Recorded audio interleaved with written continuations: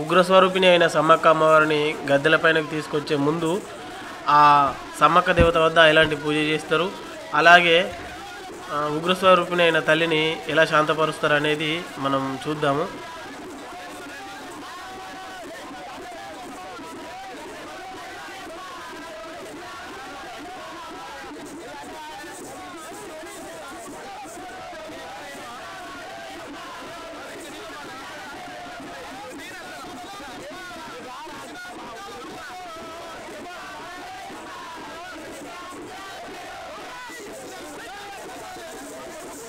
బైండ్ల రాజులు సమ్మక్క పాటతోటి, అలాగే ఆ వచ్చిన కోయ పూజారులు సమ్మక్క యొక్క ప్రతిరూపాలైన కుంకుమ భరణను పూజిస్తూ ఆ కుండలో నింపి మనకు గద్దెలపైనకి ఎత్తుకపోవడం జరుగుతుంది.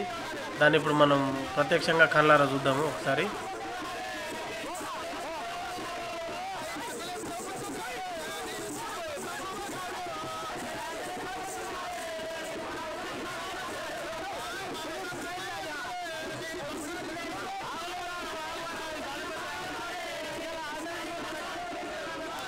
ఇదిగో చూస్తున్నారు కదా, ఇక్కడనే ఆ కోయ పూజారి కింద కూర్చున్నాడు. అలాగే ఆ కోయ పూజారి సాక్షాత్తు అమ్మవారికి ఇక్కడ పూజ చేయడం జరుగుతుంది. అమ్మవారిని సాక్షాత్తు మనకిప్పుడు చూపిద్దాము. ఆ కుండలో మీరు చూస్తున్నటువంటి అలాగే చూస్తున్నారు కదా, ఆ కుండలో ఉంచి మన కంక బద్దలతో అల్లినటువంటి ఒక గంపలో పెట్టి గద్దెల దాకా మోసుకుపోవడం జరుగుతుంది అమ్మవారిని. ఇప్పుడు మీరు చూస్తున్నట్టుగా అది పసుపు బరిడి అండి. దాంట్లో అది నీ కుండలో వేసారు. అలాగే మీరు ఇక్కడ కరెక్ట్గా చూసినట్టయితే కోయ పూజారి చేతిలో కూడా ఒక మనం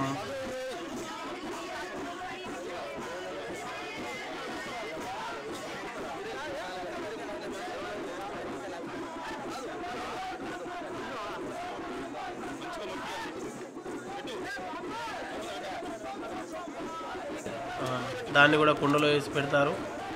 మీరు చూస్తున్నారు కదా, తన చేతిలో పెట్టి మొక్కి దాన్ని కుండలో పెట్టి గద్దెల పైనకు మోసుకురావడం జరుగుతుంది.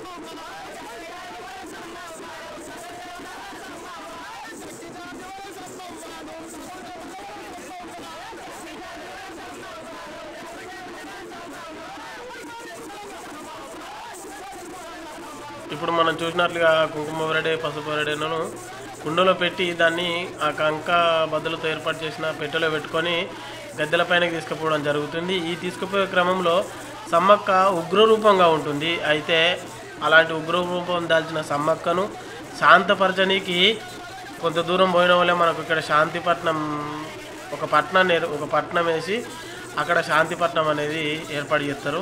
దాన్ని కోయరాజుల వారసులైన ఏకలవ్య రాజులు ఉంటారు కదా, అదే మనం వాడుక భాషలో ఎరుకలు వాళ్ళు అంటాం. ఆ తంతు నిర్వహించేది వాళ్ళే.